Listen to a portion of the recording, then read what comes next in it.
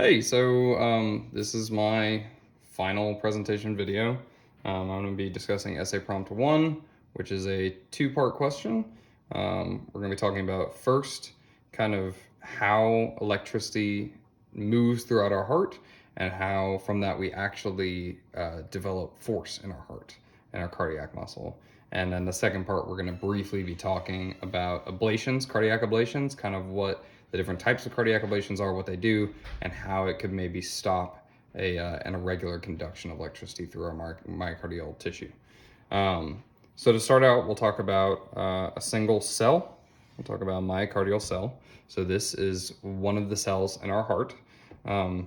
Just like kind of the nerves in our brain, our cells have what's called a resting membrane potential, which is a difference in electric charge or voltage outside the cell compared to inside the cell. And our cells tend to have a resting membrane potential of around negative 70 millivolts, which means that relative to the outside, the inside is negative 70 millivolts, like less, I guess. It's this way because we have a smaller sodium ion concentration in the cell than we do outside the cell. So we have more sodium outside the cells. And we have a much higher potassium concentration inside the cell than we do outside the cell. And to maintain this, you've probably heard of a sodium potassium pump or an ATP pump or an ion pump. Those are all the same thing. It's all the same way of essentially saying it's a active form of transportation of cellular transport that keeps this concentration gradient. It keeps more sodium outside the cell than inside and more potassium inside the cell than outside. And so this is the basics of what we call cellular depolarization. Now, what causes what we call an action potential is whenever we get a signal to start a depolarization, which in our heart, we actually don't get the signal from the brain. Our heart is innately innervated, which means that our heart sends its own signals to create depolarization. Our heart pumps itself, right? So a heart will send a message to one of these cells saying, hey, we want to raise the general membrane potential voltage. So we want to bring this negative 70 number up to what we call our membrane potential, action potential threshold, which for us is negative 55 millivolts. So essentially we are raising the membrane potential by positive 15 millivolts. And the way that we do that is we have something called a sodium channel, and it is a passive transport in the cell that allows free sodium molecules outside the cell to float inside the cell. And that way we are balancing out that concentration gradient, right? There's more cellular concentration out here outside the cell and less inside, and we want to reach that equilibrium point. Naturally, our bodies want to reach that equilibrium point.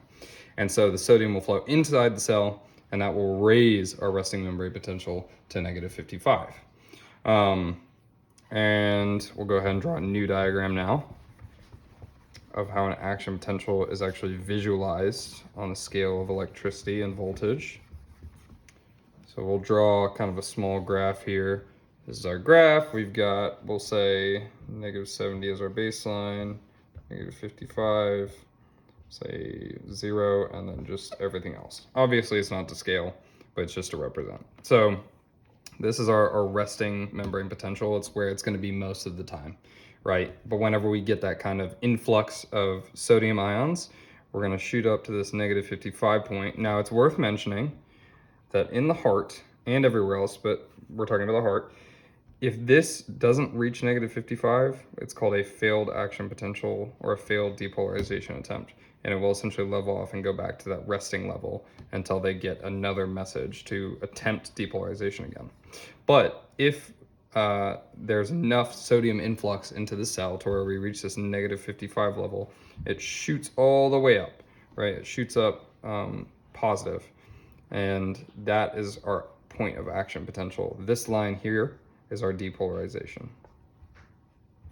So this is our actual, like, separating of the poles, bringing together, making it even, right? Making the charge on the outside of the cell and the inside of the cell closer together, right? So if you had the exact same charge on the outside of the cell as you did on the inside of the cell, your resting membrane potential would be 0. And that is how we get that number. But whenever you reach this action potential point, that is when the body kind of kicks into gear. That's when our muscles start to depolarize and percolate across our tissue. There's also something called hyperpolarization, which is where an influx or an outflux of potassium cells actually brings us back to our resting membrane potential, and in certain cases it can bring us lower than our resting membrane potential, so that way it takes us even longer now to reach that kind of negative 55 threshold that we talked about to fire yet again another action potential, and that's called hyperpolarization. If it weren't to go past, if it were just to end here at that negative 70, we would just call it repolarization. But because oftentimes it does go below, we're going to call that hyperpolarization. So that is how the electricity for an action potential is actually created on the cellular level. And when we have that happen, the way it actually causes force in our heart is we have, excuse me, we have a molecule called troponin in our muscle cells, and specifically we have a molecule called troponin C, or TRC, we'll call it. And whenever calcium comes to bind to troponin C takes on a different form. It changes, sort of like an enzymatic protein, and it will change in a way that allows tropomyosin to unwind off of actin. So we've got these filaments in our muscles, which makes up our muscle fibers, called actin, and then we've got something called myosin. And on our actin, we have kind of this spiral, and it holds actin nice and tight, and it doesn't allow myosin to get to actin. And whenever calcium binds to troponin C, we kind of unwind that tropomyosin, this spindle here, and then actin will reveal itself. And then what myosin does is it comes up and it grabs onto it and it physically pulls it this way, right? And so you pull your filaments together, and that's actually what makes muscle contraction. Is you start out here and they pull inward, right? So this is your muscle at rest, and whenever you get that kind of actin to myosin head binding effect, you pull and pull and pull and pull. And that's what's creating the kind of contraction of the muscle. And so that's electricity and depolarization at a cellular level, which is important to know, but really what we're most interested in is our heart. So we've got the 4 chambers of the heart. We've got our right atria, our left atrium, our right ventricle. I wrote that like graffiti, and our left ventricle. And so on a cellular level, we know what's going on. Right? That whole process we just described is happening in one cell, and then it's happening in another, and then another, and then another, and all these different cells. But specifically, what direction is it traveling? That's what we're really, really interested here with the heart. So in the heart, we have a couple nodes.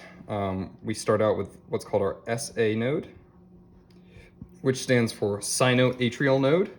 And it is kind of up towards the entrance of our inferior and superior vena cava up to our right atrium. And it's what we call a pacemaker cell. So it has a set rate of anywhere from 60 to 100 beats per minute. And that's where our action potential in the heart starts, assuming that our heart is functioning normally. There are other situations where they can start other places in the heart. There are really wacky situations where they can start down here or over here or up here. It kind of just changes as time goes on and as different things happen to the heart. But assuming that we have normal conduction in the heart, we always start with the SA node, our sinoatrial node. We also have our AV node, which is right here. It stands for atrioventricular node because it is the node between our atria and our ventricles. And to connect these two, we have something called an internodal pathway. It's kind of like a nervous branch, or like a branch of nervous tissue. Not quite, but that's what connects these two. And it's almost like the charge is jumping from the SA to the AV. I'll write that right there, AV node. And the AV node is actually super interesting. We'll go ahead and pull this out here because the AV node has a really special characteristic that is fundamental to our heart working. It's pretty much the only reason that our heart doesn't just fail daily. Well, one of many reasons, but it's super, super important. So your AV node, specifically the tissue that's made out of, was created in a way and in our bodies exists in a way to where it is less conductive than our SA node. So in our SA node, whenever we have an action potential, whenever we have that jolt of electricity from -70 to -55, we have the action potential percolate across the cell and then down the aeronodal pathway to our AV node. It's almost instantaneous. It's super fast. I mean, it's electricity. Come on. It's super, super fast. In our AV node, however, the tissue that makes up the AV node is actually less conductive. And so we get this phenomena where it takes a little bit longer to percolate across the cell, to depolarize from one end to the other and down the rest of the heart. And that is why we have that kind of lub-dub effect. That's why we have a separation and contraction and depolarization of our atria and our ventricles. If we didn't have that, everything would squeeze all at once and the blood would all just pool right here in the center and not go anywhere. But because we have that lub-dub kind of contraction rhythm, or we have our what we call just a normal heart rhythm, then we get that atrial contraction, which pushes blood into your ventricles, and then you have time for your ventricles to fill, and then your ventricular contraction, which pushes blood out to your lungs into the rest of your heart. It's the only reason that that happens, and it's super, super important to know. So that's our AV node. From our AV node, we also have something called the bundle of His. It's essentially a junctional bundle. It's a binding area between our AV node and where we're about to go, which is our branches, our bundle branches right here. So that's our right bundle branch and our left bundle branch. And they kind of go down what we call our ventricular septum, which is this non-conductive area of the heart between our ventricles. The nerves are actually conductive, but the septum itself is not conductive. So you're not just like, you know, contracting your septum in the middle. And then from these bundle branches, you get these Purkinje fibers, which are these little kind of tail-like fibrous nerves that innervate kind of the walls of the ventricles around the apex and up the sides of our heart.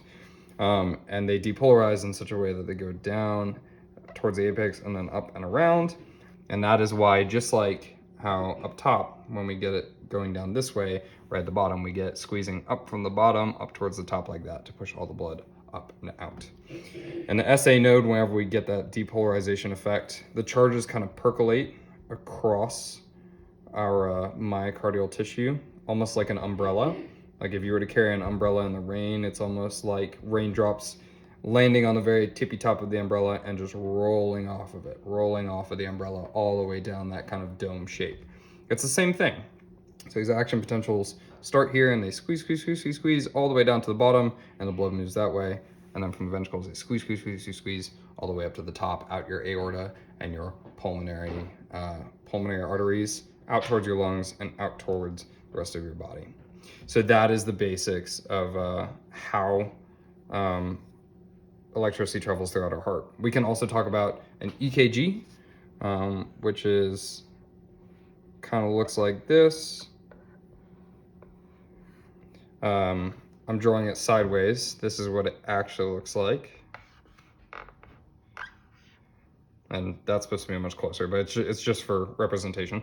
So I'm drawing it sideways because this is kind of in line with how it represents, right? So this right here is called our P wave. This little wave right here, this right here is called our P wave. It's the same thing. That represents this start of depolarization in our atria down our atrial tissue. And so we get that little jump in voltage where it starts to spread across our atrial tissue. And then we get this right here, which is called our QRS complex. Q for the bottom, R for the top, and S for the little ending bit there. Or you can just call it a complex. That represents ventricular depolarization, which is why it goes up and then down, because it comes close, close, close, down towards the bottom, and then it goes up again. So if you were to take this and flip it this way, it almost looks like how they go right here. And so that's ventricular depolarization, that's our complex. And then this right here is relaxation of the ventricle. So it's actually the ventricle is going from squeeze to filling again with blood, and it's relaxing. That's our T wave. So that's just another kind of way of representing our electrical current throughout the heart. So yeah, I think that pretty much covers the basics of electrical conduction throughout our heart and how it kind of affects troponin, tropomyosin, and the actin-myosin binding process to create muscular movement. There's another thing that's worth mentioning, which is that in normal muscles, like we'll say, for example, we've got guy, neck, shoulder, arm, hand. So we've got our bicep, right? And a normal muscle, it all just kind of pulls this way, right? Like a bicep curl. If you think about a bicep curl, it just curls this way. In our heart, we actually have something called torsional contraction, which is a super, super interesting phenomenon. So if you have ever gotten out of the shower and you've ever gone to wring out your towel and you're just trying to squeeze as much of the water from that shower out of the towel as you can, it's the same fundamental principle. So imagine this is our heart. Instead of just squeezing like inward here and inward here, instead of just squeezing, like imagine these are the ventricles and you're squeezing like this, and these are the atria and you're just squeezing like this. Actually what they do, I'll make it a little bit smaller so it's easier to see, is they squeeze like this. They just wring out the heart. They wring out that cardiac muscle tissue. They wring out that myocardial tissue. And it's because it's the same principle, right? Obviously, we're not, squeezing blood out of every pore of the heart tissue, but it's the same principle as you're trying to get that water out of the towel. It's the same principle as the easiest and most effective way to do that is to wring it like this in a kind of torsional spiral capacity. And so that's called torsional contraction. I also touched on it briefly earlier, but it's super, super important to know that your heart is innately innervated, which essentially means that you don't need signals from your brain to have your heartbeat, right? So your heart has these pacemaker cells, your SA node, your AV node. Those are the cells that make up those nodes. Those beat by themselves, and they actually all have their own kind of range of beats. I think that the SA node is 60 to 100 beats per minute. Your AV node, I think, is 40 to 60. I don't know the rest, but your heart is really, really cool. And the capacity is designed to where if you were to lose function of one of your nodes, one of your other nodes just takes over and starts beating for it. And obviously that's not a good thing. That comes with a lot of complications, but it's really, really cool. So we will move on to part 2 right now, and we will talk about ablations. So a cardiac ablation, technically there are ablations for other parts of the body, but we're going to talk about cardiac ablations. A cardiac ablation, there's 2 types. There is a catheter ablation or a heat ablation. So we'll say heat, and then there is called a cryo ablation, which is a cold ablation. I'll do a little fire, a little snowflake. And that was an awful snowflake. So essentially what an ablation is using either heat or cold to scar tissue, because we know that scar tissue does not conduct electricity very well, if at all. And so if there is something in your heart to where, let's say, for example, you got your atria and your ventricles. Let's say you have a condition called atrial flutter, which is instead of your charge starting out here and percolating all the way down into your AV node and it going this way and then up and away, it actually starts here and goes here, and then it goes here, and then it goes here, and it goes here, and you get what's called atrial flutter, which is essentially where your atria keep contracting without giving time for the ventricles to fill and then contract on their own time. It's often kind of coinciding with another condition that you probably heard of called atrial fibrillation, but that's a good example of what we call close to a reentry error, which is essentially where a charge is supposed to kind of leave this atrial tissue and go to the AV tissue and percolate down the bundle branches and up the Purkinje fibers around the apex of the heart. but they actually stay in this atrial tissue and they keep re-entering and resetting that charge when they're not supposed to. And so we can locate the site of this reentry, the site that's causing this kind of issue, this electrical issue, and we can use either a heat ablation or a cryoablation to burn or freeze that myocardial tissue, that cardiac tissue. And what that does is obviously it sends our tissue into necrosis or cell death, and then effectively our tissue cannot, it can't maintain a charge very well, so we essentially get rid of that resting membrane potential, and B, because of that, we can't really create action potential. We can't create electrical transitivity. Also, the way that these are done, or cryoablations are done with liquid nitrogen. So you're literally pouring like freezing cold substances onto the heart tissue, just droplets of it, and you're just freezing the heart tissue where it is. And heat ablations or catheter ablations are actually done with radio frequency, which is super interesting. There is something out there called, I think it's called the bullet shrimp, maybe. I forget what it's called, but there's a certain species of shrimp that does this in nature. It sends radio frequencies to all the surrounding water around it at such a high frequency that it actually vibrates the water so much that it causes them to combust. It causes them to set on fire and explode. It's a really, really fascinating thing, and it's the same kind of principle. It heats up that tissue so much by vibrating it so much. It's such a high frequency that it essentially burns it, and it scars it. It's like giving you a burn scar on your heart. So why this is useful is, we'll erase this and we'll use kind of an analogy here. So let's say you've got, let's say you've got a dam, right? That's holding back water. And there's all your water up here. And then you've got this little bitty town